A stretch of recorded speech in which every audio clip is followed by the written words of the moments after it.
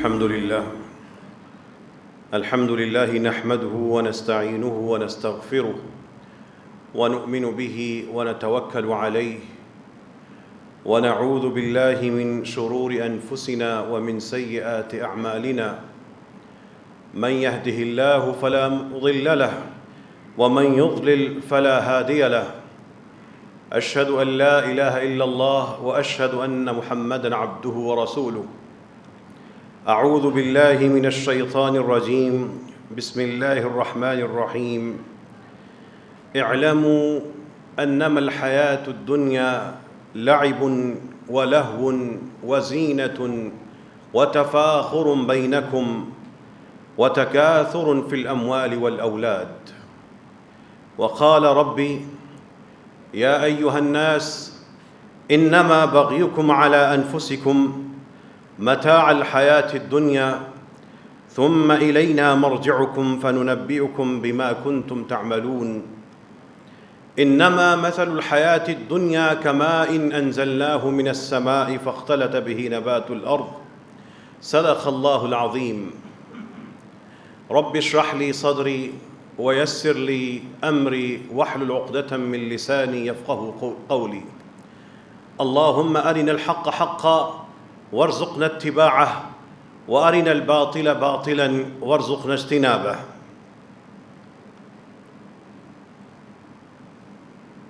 کبھی اس بے بسی کو محسوس کیجئے،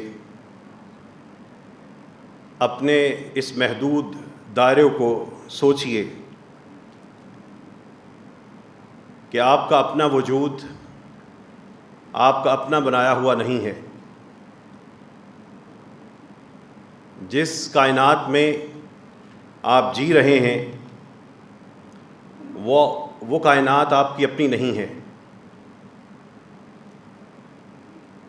جو جسم آپ کو دیا گیا ہے، یہ جسم ایک وقت آئے گا آپ کی بات نہیں مانے گا۔ جنازے جب تیار ہوتے ہیں، لوگ اکٹھے ہوتے ہیں،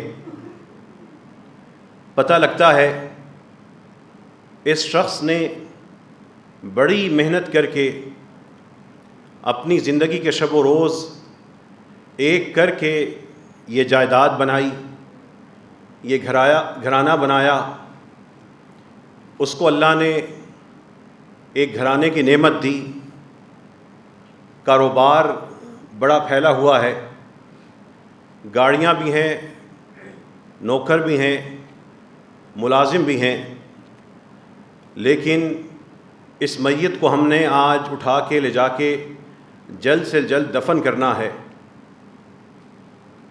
وہ ساری کمائی میں وہ سارے اس سجی محفل میں ایک سفید کپڑے پہنے ہوئے وہ میت، اس کی ساری کمائی اس کے کام کی نہیں رہتی، درمیان سے اس کو لے کر جا کر ایک قبر میں اتار دیا جاتا ہے، جس کی نہ دیواریں پکی، نہ چھت مضبوط، نہ فرش مرمر کا، نہ ہی بجلی کا وہاں پر نظام، نہ گیس کی سہولت، نہ کوئی کسی کے ساتھ بیٹھ کر باتیں کرنے کا موقع، نہ ہی وہاں پہ کسی غم خار کی آمد کا امکان۔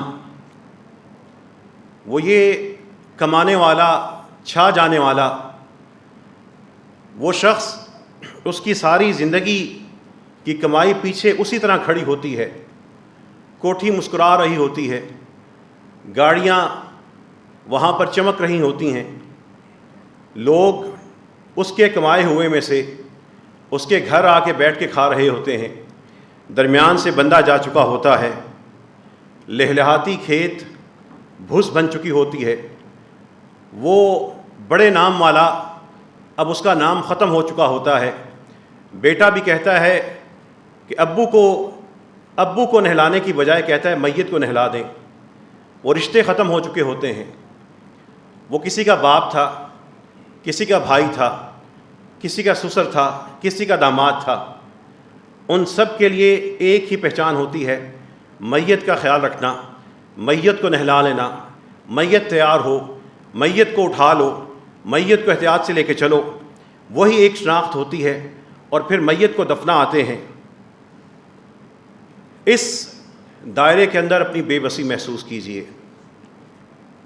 اس دائرے کے اندر اپنی ذمہ داری محسوس کر لیجئے، اسی تنگ دائرے کے اندر اپنا حساب کر لیجئے، اسی تنگ دائرے کے اندر اپنی آخرت کی وسعتوں کو ناپ لیجئے، اسی تنگ دائرے کے اندر اپنے شب و روز کا حساب کر لیجئے، اسی بے بسی کے کڑے کے اندر اللہ کی رحمتوں کا سامان کر لیجئے۔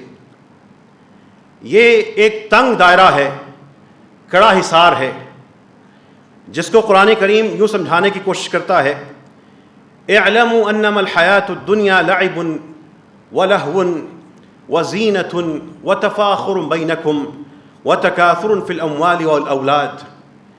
یاد رکھنا، یہ دنیاوی زندگی کچھ عرصے کا کھیل ہے، کچھ دل لگی کی معاملات ہیں جن میں انسان دل لگا کے بیٹھا ہے، کوئی گھر بنا رہا ہے، کوئی جائیداد بنا رہا ہے، کوئی گریڈوں کے چکر میں ہے، کوئی اپنی پوزیشن بہتر کر رہا ہے، کوئی اقتدار حاصل کرنے میں لگا ہے، کوئی اپنی صنعتی ترقی میں لگا ہے۔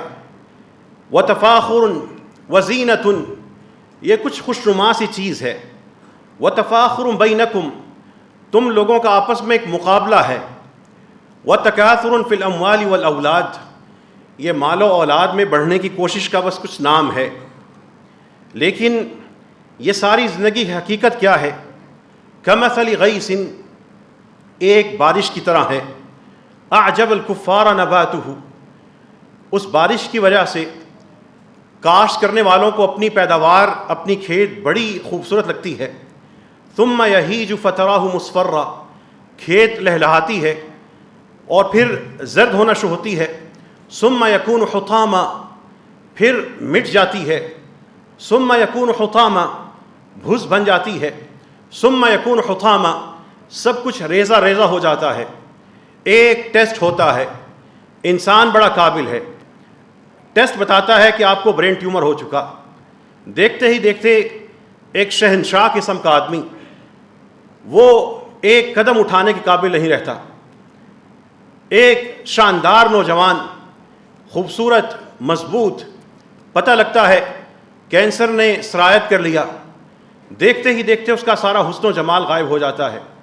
ہڈیاں ہیں وہ ایک ڈھانچے کا پتہ دیتی ہیں۔ ثم یکون حطاما، ہر چیز حطاما، ذرہ ذرہ بن جاتی ہے، بھس بن جاتی ہے، برباد ہو جاتی ہے۔ کتنے ہی خاندان تھے، کتنے ہی بڑے بڑے خاندان تھے، ماں باپ اور بچے اکٹھے بیٹھ کے کھانا کھاتے تھے، وہ سارے کے سارے کہاں گئے؟ بکھر گئے۔ کتنے کتنے بڑے صنعت کار تھے، ان کی وہ صنعتیں کہاں گئیں؟ کتنے ہی دنیا دار تھے، کتنے ہی اللہ کے ولی تھے، آباد تھے، وہ سارے کے سارے کہاں گئے؟ ثم یکون حطاما، اللہ فرما رہے ہیں اس زندگی کی حقیقت یہی ہے، ایک بارش کا برسنا، پھر فصل کا لہلانا، زرد ہو کے فنا ہو جانا۔ یہ انسان سوچ لے اپنی زندگی میں کہاں کھڑا ہے۔ کسی کی زندگی میں بھی بارش ہو رہی ہوگی، کسی کی زندگی میں کھیت بن چکا ہوگا، کسی کی زندگی کھیت بن کر وہ زرد ہو رہی ہوگی، پھر وہ پلٹنے والا ہوگا، وہ جانے والا ہوگا۔ اسی تنگ سے دائرے میں ایک اس آیت میں، اس لمبی آیت میں، اللہ کے سچے فرمان میں، اس اللہ کے سچے قرآن میں اللہ تعالیٰ فرما رہے ہیں یہی ایک دائرہ ہے، ایک بارش کا برسنا، کھیت پہ اترنا، وہاں سے اس کا فصل بننا، فصل کا لہلہانا، لہا کر بندے کا خوش ہونا، لیکن اس کے بعد کھیت کا نہ چاہتے ہوئے بھی زرد ہو جانا اور پھر ختم ہو جانا۔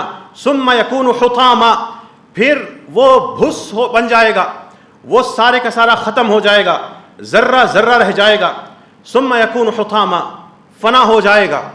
لیکن یہی فنا ہونا جو بظاہر نقطہ اختتام ہے، اصل میں وہی نقطہ آغاز ہے. جو ظاہر تک محدود ہو کے رہ گئے، انہوں نے سمجھا اس زمانے کی گردش نے ہمیں وجود عطا کر دیا، اسی زمانے کی گردش نے ہمیں مٹا دینا ہے اور پھر ہم نے کبھی نہیں آنا. لیکن اللہ تعالیٰ فرماتے ہیں اعلموا، جان لو، اگر دنیا کی یہ حقیقت ہے تو پھر اس فنا ہونے کے بعد اصل بات، اصل قصہ ہے. اب اللہ تعالیٰ اس آیت کے دوسرے حصے میں بتا رہے ہیں وَفِي الْآخِرَةِ، یہ پہلی تھی، اس کے بعد دوسری ہوگی. وَفِي الْآخِرَةِ، دوسری زندگی میں عذاب شدید ومغفرۃ من اللہ ورضوان، یا تو سخت عذاب ہے، عذاب شدید ومغفرۃ من اللہ ورضوان، یا اللہ کی طرف سے بخشش ہے اور اس کی خوشنودی ہے. وہ مغفرت اور عذاب، وہ دو درجے اس ہمارے دائرے کے ساتھ منسلک ہیں.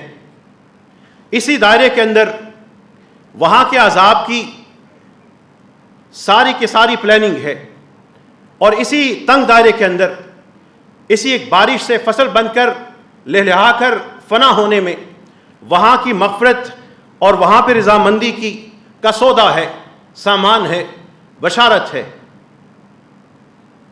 ہے کوئی اپنے علم کی بنیاد پر اس آیت میں لگے ہوئے دائرے سے نکلنے والا؟ ہے کوئی اپنی برادری کی قوت کی بنا پر جو کہے کہ ہم اس دائرے سے نکل سکتے ہیں؟ ہے کوئی ملک اپنی طاقت اور قوت اور علم میں ترقی کی بنیاد پہ جو کہے ہم اس سے ماورا ہیں؟ وَمَا الْحَيَاةُ الدُّنْيَا إِلَّا مَتَاعُ الْغُرُورِ، آیت کا اختتام ہوتا ہے یہ زندگی ہے ہی انسان کو چکر میں ڈال کر بھلا دینے کا نام. لیکن قرآن کہتا ہے اس دائرے کے اندر جینا ہے، اس دائرے کے اندر جس میں فنا ہونا ہے. یہ دائرہ جس کے اندر ملی ہوئی اولاد یا تو وہ ہمیں قبر میں اتار آئے گی یا ہم اس کو قبر میں اتار آئیں گے. اس دائرے کے اندر ملے ہوئے گھر وہ ہمارے نہیں ہیں، ہمیشہ ہمارے نہیں رہیں گے. جس دن یہ سانس بند ہو گئے، شام کو اس گھر کو آباد کرنے والے کوئی اور ہو جائیں گے. چند دن کے بعد وہاں پہ کہہ کے گونج رہے ہوں گے، نام پتہ ولدیت مالکہ لوگ بھول چکے ہوں گے، اگلے مالکوں نے سجا لیا ہوگا، اپنا نام لگا لیا ہوگا. اس دائرے کے اندر، اس دائرے سے جس سے ہم نکل نہیں سکتے، جس سے بچ نہیں سکتے، اس دائرے کے اندر جس میں ہم جی رہے ہیں، اور دائرہ مسلسل وہ گھٹتا جا رہا ہے اور گھٹتا جا رہا ہے. اللہ فرماتے ہیں جینا ہے تو ایسے جیو. سابقوا الی مغفرۃ من ربکم، سابقوا الی مغفرۃ من ربکم، اپنے رب کی طرف سے مغفرت کے ذرائع کی طرف دوڑ لگا دو، سبقت لے جاؤ. سابقوا، اس میں مقابلے شروع کر دو. کس چیز کے لیے مقابلہ؟ سابقوا الی مغفرۃ من ربکم، تمہارے رب کی طرف سے ایک مغفرت ہے، اس کے لیے دوڑ لگاؤ، سبقت لے جانے کی کوشش کرو. اور کیا ملے گا؟ وَجَنَّةٍ، ایک جنت ہے، ایک جنت ہے. اکیلے اکیلے بندے کی اتنی جنت ہوگی، کتنی ہوگی؟ انسان زندگی میں کیریئر میں چند مربع، چند ایکڑ یا چند کنال، اس کے لیے کوشش کر رہا ہے. اللہ فرما رہے ہیں اسی دائرے کے اندر دھوکے میں پڑے بغیر سابقوا الی مغفرۃ من ربکم وجنۃ عرضها، اپنے رب کی طرف سے ایک مغفرت اور ایک جنت کے لیے دوڑ لگا دو. کتنی جنت ہوگی؟ ایک شہر، ایک صوبہ، ایک ملک، ایک بر اعظم نہیں. انسان کے دائرے چھوٹے ہیں، عقل کے پیمانے چھوٹے ہیں، تصور بڑا محدود ہے. وہ سمجھانے کے لیے اللہ فرما رہے ہیں وَجَنَّةٍ عَرْضُهَا كَعَرْضِ السَّمَاءِ وَالْأَرْضِ، ایک جنت جس کی چوڑائی اس آسمانوں زمین کی چوڑائی کے برابر ہوگی. ایک بندے کو اتنی جنت مل رہی ہوگی. عرضها كعرض السماء والارض. ایک ایسی جنت جس کی چوڑائی کل کائنات جو نظر آ رہی ہے, جو ہماری پہنچ میں آسمان تک ہماری نگاہیں جاتی ہیں اور زمین تک جاتی ہیں. اس ساری زمین کو دیکھ لو, چونکہ اتنا ہی دیکھنے کے قابل ہو اتنا ہی سمجھا دیتے ہیں. السماء والارض, اس زمین و آسمان کی چوڑائی کے برابر ایک جنت ہوگی. یہ جنت اتنی بڑی کائنات رب آپ نے کیوں تیار کی, اور اتنا بڑا انعام کن کے لیے تیار کیا؟ اعدت للذین آمنوا باللہ ورسولہ, تیار کی گئی ہے, خود نہیں بنی. اعدت, سجائی گئی ہے, بنائی گئی ہے, تیار کی گئی ہے.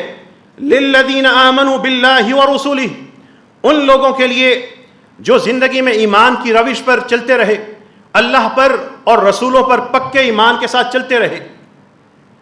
یہ ایمان کیا ہے اور یہ جنت کیا ہے؟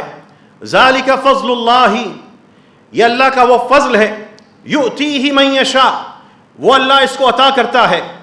من یشاء, جو شخص چاہے. من یشاء, یا جس کو اللہ خود چاہے. یہ من یشاء بندے کے لیے بھی ہو سکتا ہے, ومن یشاء اللہ کے لیے بھی ہو سکتا ہے. یہ اتنا بڑا فضل, کہاں اپنے بچوں کو ایک ایک پلاٹ لے کے ان کے لیے اپنے آپ کو بوڑھا کرنے والوں, ان کے لیے اتنی جستجو کرنے والوں, وہ جستجو بھی مبارک ہے. اپنے بچوں کے لیے زندگی کی آسائشیں مہیا کرنا, لیکن دین کو بھلا کر نہیں, دین کے ساتھ جڑے رہ کر, یہ عین حق ہے اور اس پہ بھی اجر و ثواب ہے. لیکن یہ پلاٹ ان بچوں سے چھن جائے گا, یہ ان کی نسلوں سے لے لیا جائے گا. اصل پلاٹ اور گھر تو وہاں پہ ہیں, اس جنت میں ہیں. وہاں کی رہائش ابدی رہائش ہے, وہاں کے ٹھکانے ہمیشہ کے ٹھکانے ہیں, وہاں کی رشتہ داری ہمیشہ کی رشتہ داری ہے. واللہ ذو الفضل العظیم, اللہ تو اس دنیا میں بھی, اللہ تو آخرت میں بھی اس کا فضل بڑا ہے اور وہ بڑے فضل والا ہے. اعلموا انما الحیات الدنیا لعب ولہو. اب سوچئے قرآن کریم اس ایک آیت میں پیغام دے رہا ہے کہ یہ زندگی, اس زندگی میں ایک کھیل ہے, تماشا ہے, دل لگی ہے, انسان کا بہک جانا ہے, آپس میں مال اور اولاد میں بس اترانا ہے. میرے پاس اتنا ہوا, اب میں نے یہ بنا لیا, اب 8 مرلے کی تھی پھر 12 مرلے کی بنائی, اب کنال میں شفٹ ہو گیا, اب میں نے فلاں علاقے میں فلاں جگہ پہ فلاں ملک میں انویسٹمنٹ کر لی, اب مجھے وہاں سے اتنی انکم آ رہی ہے, انکم آتی رہے گی, جائیداد یہاں پہ رہے گی. اعلان ہوگا صاحب چلے گئے, آج شام عصر کے بعد ان کی نماز جنازہ ادا ہوگی. بندہ اس جستجو میں چلا گیا, چیزیں پھر یہیں دھری ہیں اور بندہ یہاں سے جا رہا ہے. یہی تو کھیل ہے, یہی تو دل لگی کی چیز ہے, یہی تو آپس میں تفاخر ہے, یہی تو تکاثر ہے آپس میں بڑھنے کا. لیکن اصل بات یہ ہے, اگر وہ مالدار تھا, اگر وہ فقیر تھا, اگر وہ متوسط طبقے کا تھا, اس کو رب نے جتنا بھی دیا تھا, لیکن وہ ساتھ ساتھ سابقوا الی مغفرۃ من ربکم, وہ رب کی مغفرت کی طرف دوڑے جا رہا تھا. اگر وہ بڑی جائیداد چھوڑ کے گیا, لوگ بظاہر کہیں گے دنیا کی اتنی جائیداد چھوڑ کے چلا گیا, اس کے کام تو نہ آئی. اللہ نے, اگر وہ نیک تھا تو اس کی چھوٹی سی جائیداد سے اب اس کو اللہ بڑی جائیداد کی طرف لے کے چلے گئے. اور اگر وہ غریب تھا تو اللہ تعالیٰ نے اس کی اس غربت کو اس کے لیے جنت کی ضمانت بنا کر اس کو اس دنیا کی ایک گھٹن کی زندگی سے نکال کر ایک بڑی وسیع کشادہ مبارک اور عظیم دنیا کی طرف لے گیا. اصل کامیابی دنیا کے معیار نہیں ہے. اصل کامیابی کیا ہے؟ اصل کامیابی یہ ہے, قرآن کہتا ہے واللہ یدعو الی دار السلام, گھروں میں رہنے والوں, اللہ تو تمہیں ایک سلامتی کا گھر, ایک ہر قسم کے خوف سے, دکھ سے, تکلیف سے, بیماری سے, اندیشے سے, وسوسے سے, فتنے سے اور ظلم سے دور بنے ہوئے ایک بڑے شاندار گھر دار السلام کی طرف دعوت دیتا ہے. وَيَهْدِي مَن يَشَاءُ إِلَىٰ صِرَاطٍ مُسْتَقِيمٍ, اور اللہ تعالیٰ جو چاہتا ہے اس کی رہنمائی کرتے ہیں. جو بھی صراط مستقیم کی طرف چلنا چاہتے ہیں اللہ تعالیٰ تو اس کو پکڑ کے لے کے چلتے ہیں. واللہ یہدی من یشاء الی صراط مستقیم للذین احسنوا الحسنی. جن لوگوں نے زندگی میں شاندار کارکردگی دکھائی ان کے لیے الحسنی، ان کے لیے بدلہ بھی شاندار ہوگا. وزیادہ، اور ساتھ اللہ کی طرف سے ایک بونس ہوگا. بونس اور گریڈ کے شہر میں جینے والوں، اللہ کی طرف سے بھی ایک شاندار انعام ہے. وزیادہ، اور اس کے علاوہ بھی اضافی بھی ملے گا.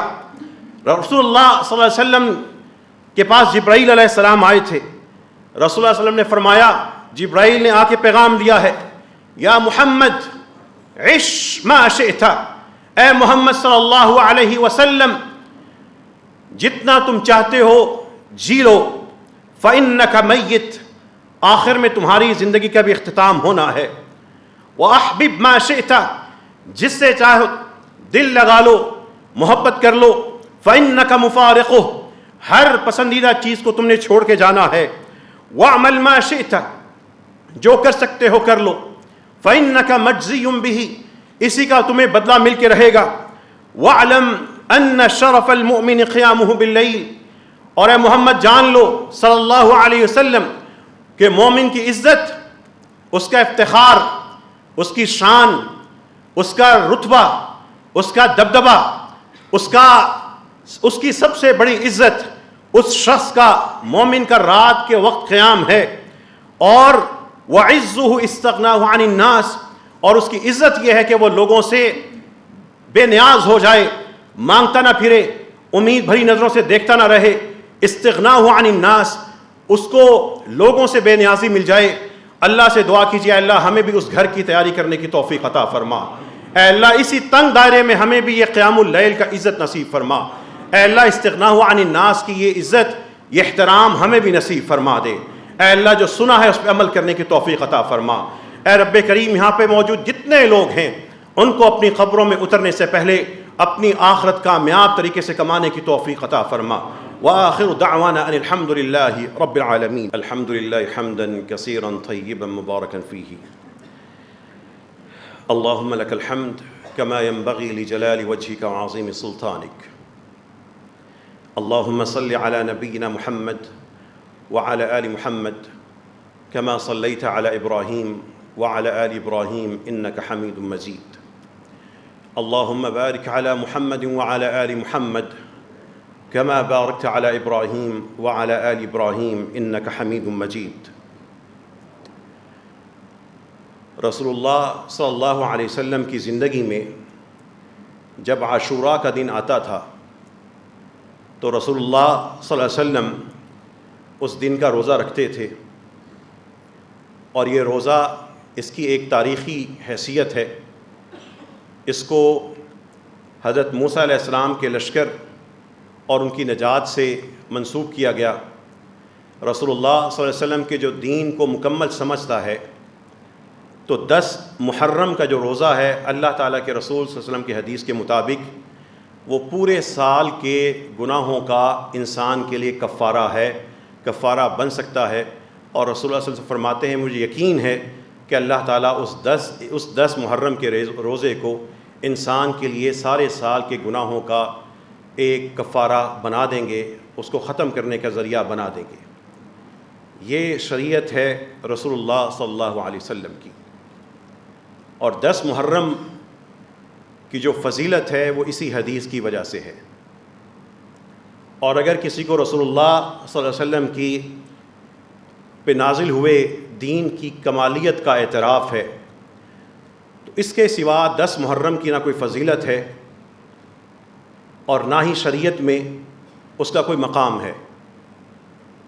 اس موقع پر 10 محرم کا روزہ رکھیے. اور اگر رسول اللہ صلی اللہ علیہ وسلم کی اس حدیث کو ذہن میں رکھیں جس میں انہوں نے فرمایا کہ اگر میں اگلے سال تک زندہ رہا تو 10 کے ساتھ 9 کا روزہ بھی رکھوں گا، تو اس کے ساتھ 9 یا 11 کا روزہ اس لیے جوڑا جاتا ہے تاکہ یہود کی جو مخالفت ہے اس کے ساتھ دین خلط ملط نہ ہو، ان کے ساتھ دین ہمارا مکس نہ ہو. اس سے بچنے کے لیے ایک روزہ اضافی بھی رکھ لیجئے. جو 9 کا نہیں رکھ سکے وہ 7 11 کا رکھ لیں۔ یہ 10 محرم کی شرعی حیثیت ہے۔ 10 محرم کی جو تاریخی حیثیت ہے اس کو شرعی حیثیت کے ساتھ مکس نہ کیجیے۔ رسول اللہ صلی اللہ علیہ وسلم کے دور میں جس طرح شہداء شہید ہوتے رہے اور جس طرح ان کے لیے دعائے مغفرت ہوتی رہی اور جس طرح انہیں الوداع کیا جاتا رہا، اسی طرح رسول اللہ صلی اللہ علیہ وسلم کی زندگی کے بعد بھی کسی بھی شہادت پر اہل ایمان وہی عمل کریں گے جو رسول اللہ صلی اللہ علیہ وسلم نے خود شہداء کی زندگی میں کیا۔ اس کے بعد جو لوگ سمجھتے ہیں کہ رسول اللہ صلی اللہ علیہ وسلم پہ نازل کیے گئے دین میں لوگوں کے رسم و رواج کی بنیاد پر، معاشرے میں کسی چیز کی مشہوری کی بنیاد پر یا سرکار کی کسی چیز کی اندھا دھند سرپرستی کی بنیاد پر شریعت میں کوئی تبدیلی آ سکتی ہے، تو شریعت بڑی مضبوط ہے۔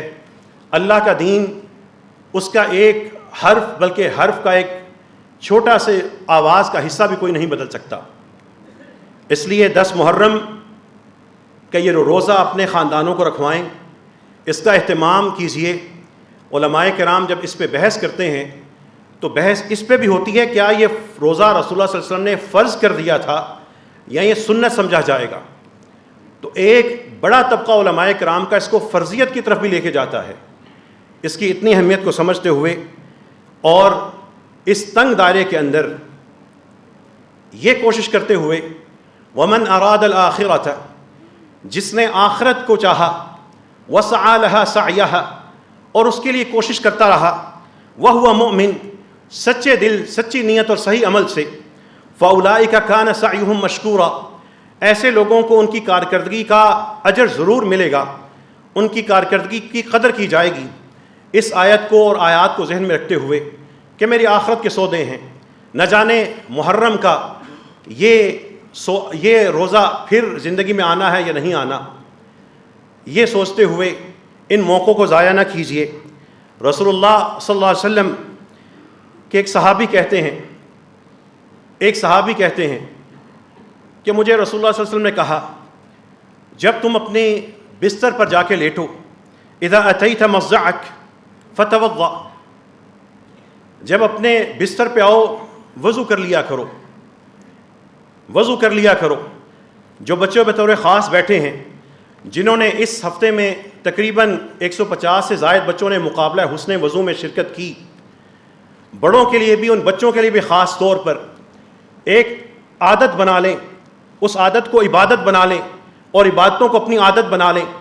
یہ عادت اور عبادت کا امتزاج کر لیں، دین پہ اتنا عمل ہوتا رہے گا کہ انسان آگے جا کے حیران ہوگا کہ میں اتنے عمل کر کے آیا ہوں۔ رسول اللہ صلی اللہ علیہ وسلم فرماتے ہیں، اور یہ بچے خاص طور پہ اس پہ عمل کریں گے، رات کو سونے سے پہلے اپنا وضو کر کے بستر پہ چلے جائیں، فتوضأ وضوءک للصلاۃ، جس طرح تم نماز کا وضو کرتے ہو اسی طرح وضو کر لو، ثم اضطجع علی شقک الایمن، پھر دائیں پہلو ہو کے لیٹ جاؤ اور کہو اللہم اسلمت نفسی الیک، اے اللہ یہ جان یہ وجود تجھے سپرد کر دیا، ووجہت وجہی الیک، یہ چہرہ تیری طرف موڑ لیا، وفوضت امری الیک، اور اپنے سارے معاملات تیرے سپرد کر دیے، والجأت ظہری الیک، یہ پشت بھی تیری طرف کر دی، رغبتاً ورہبتاً الیک، اے اللہ تیری طرف آنے کی، تیری طرف بڑھنے کی اس کاوش میں، اس لالچ میں، ولا ملجأ منک الا الیک، اے اللہ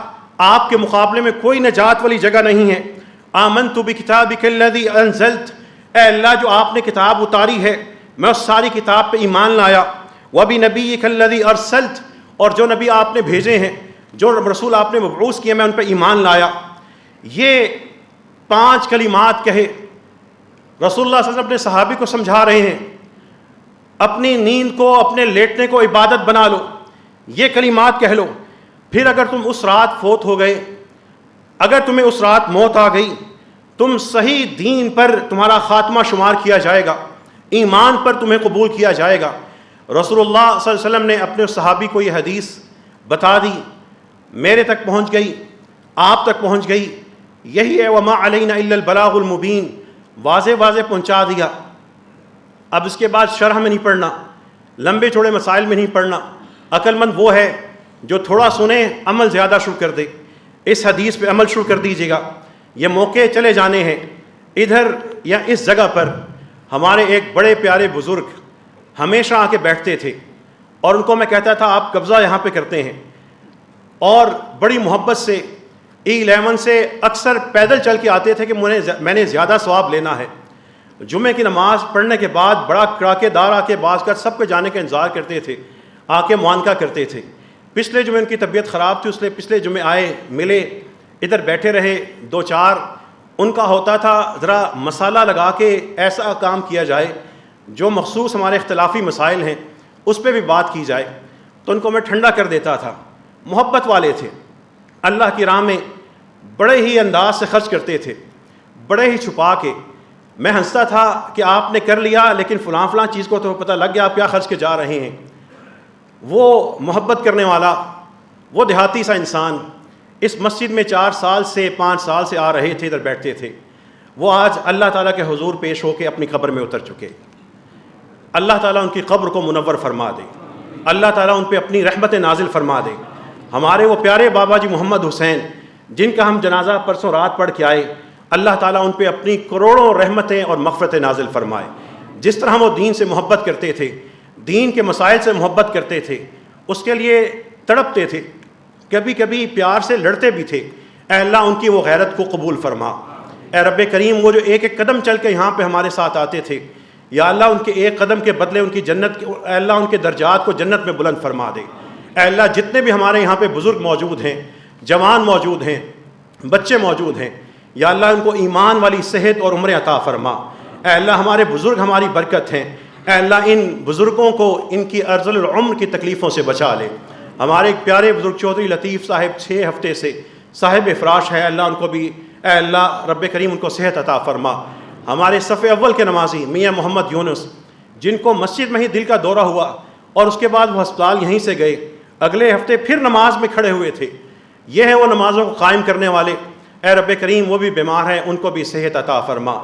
جتنے بھی بیمار ہیں اللہ ان کو شفا عطا فرما دے۔ اے اللہ جتنے بھی تکلیف میں ان کی تکلیفوں کو دور فرما۔ جتنے بھی ہمارے پیارے بھائی نمازی فوت ہو چکے، علی رضا جا چکے، نعیم صاحب جا چکے، سیف اللہ صاحب تھے، سعید صاحب تھے، ہماری بہن ام حسان تھیں، اور بہت سے نمازی تھے، ہمارے پیارے بزرگ آفتاب احمد صاحب تھے۔ انہی صفوں کے اندر پہلی صف میں کھڑے ہو کے جوانوں کو یہ بتانے والے کہ دیکھو تراویحیں ایسی پڑھی جاتی ہیں۔ اے اللہ ہمارے ان تمام مرحومین کی مغفرت فرما دے۔ اے رب کریم آج وہ ہماری دعاؤں کے نہیں، آپ کی رحمت کے محتاج ہیں۔ اے اللہ آپ کسی کو بھی عذاب دینے سے بے نیاز ہیں۔ اے اللہ ہمارے ان تمام مرحومین ان نمازیوں کو رب کریم ان کی مکمل مغفرت فرما دے۔ اے رب کریم ہم سب کو اپنی آخرت کی تیاری کرنے کی توفیق عطا فرما، ہم سب کے صغیرہ اور کبیرہ گناہ معاف فرما دے، ہمارے مریضوں کو شفا عطا فرما، جو تکلیف میں ان کی تکلیف کو دور فرما۔ اے اللہ ہمارے ایک اور بزرگ ایوب صابر صاحب اس وقت وہ بھی اے اللہ غنودگی میں اور تقریباً بے ہوشی کی حالت میں ہیں پچھلے 6 ہفتے سے، اے اللہ ان کو بھی صحت عطا فرما۔ رب کریم جتنے بھی ہمارے بیمار ہیں، گھروں میں ہیں، کہیں بھی ہیں، یہاں پہ بیٹھے لوگ جن کا ذکر ہوا ہے نہیں ہو سکا، اے اللہ ان سب کو صحت کی دولت نصیب فرما۔ اے اللہ ہمیں لوگوں کی محتاجی سے بچا لے، اے اللہ ہمیں استغنا عن الناس عطا فرما، اے اللہ ہمیں اپنا پیارا بنا لے، اے اللہ اپنے قریب کر لے، اے اللہ جو پھسلے ہیں اللہ ان کو ثابت قدمی نصیب فرما، جو بے نماز ہیں، نماز میں کوتاہی کرتے ہیں، اللہ ان کو پکا نمازی بنا دے۔ رب جعلنا مقیم الصلاۃ، اے اللہ ہم سب کو نمازوں کا پابند بنا دے۔ اے اللہ ہمیں حرام سے بچا لے، حرام دیکھنے سے بچا لے، حرام کھانے سے بچا لے، اپنے بچوں کو حرام کی درس گاہوں میں بھیجنے سے بچا لے، اپنے بیٹیوں کو ایسا ماحول جو حرام ہے وہاں پر جا کے تعلیم حاصل کرنے کے فتنے سے بچا لے۔ یا اللہ جہاں جہاں پہ بیٹیاں تعلیم حاصل کر رہی ہیں، آزمائش میں ہے اللہ ان مسلمان بیٹیوں کی عزت کی حفاظت فرما۔ اے اللہ ہمارے تعلیمی اداروں کو اپنا مزاج اور ماحول اسلامی کرنے کی توفیق عطا فرما۔ یا اللہ کو ایجوکیشن اور کو کلچر جس کو ہم قبول کر چکے اس گناہ کبیرہ کو، اے اللہ اس کے مقابلے میں ہمیں اسلامی غیرت کا احساس ہمارے دلوں میں پیدا فرما۔ اے اللہ یہاں پر وہ لوگ جو بیٹھے ہیں جن کو اللہ تعالیٰ نے جن کی بیٹیوں اور بیٹوں کے آزمائش میں ڈالا ہے، یا اللہ ان کو ان فتنوں سے بچا کے صحیح راستے پہ چلا دے۔ اے رب کریم ہم سب کی مغفرت فرما دے۔ یہاں پہ جتنے بھی لوگ بیٹھے ہیں، کھڑے ہیں، موجود ہیں، مائیں ہیں، بہنیں ہیں، بیٹیاں ہیں، اے اللہ ہم سب کی مغفرت فرما دے۔ ہم سب کی ضرورتیں پوری فرما دے۔ لا الہ الا اللہ پہ آخری سانس تک اے اللہ ہمیں قائم رکھنا۔ اے اللہ ہمیں رسول اللہ صلی اللہ علیہ وسلم کا خواب میں دیدار نصیب فرما دے۔ اے اللہ ہمیں ہمارے رسول صلی اللہ علیہ وسلم خواب میں دکھا دے۔ وہ جن کے درود پڑھتے ہیں یا اللہ ان کا دیدار نصیب فرما دے۔ یا اللہ قیامت کے دن ان کی شفاعت نصیب فرما دے، ان کا قرب نصیب فرما دے۔ رسول اللہ صلی اللہ علیہ وسلم کی طرف سے اے اللہ ہمیں کوئی ایسا دھکا نہ ملے جو بدعت پہ چلنے والوں کو ملے گا۔ اے اللہ ہمیں سنتوں کا نگہبان بنا دے، سنتوں کو زندہ کرنے والا بنا دے، سنتوں پہ چلنے والا بنا دے۔ اے اللہ سنتوں کا احساس اور محبت ہمارے دل میں پیدا فرما۔ وآخر دعوانا ان الحمد للہ رب العالمین۔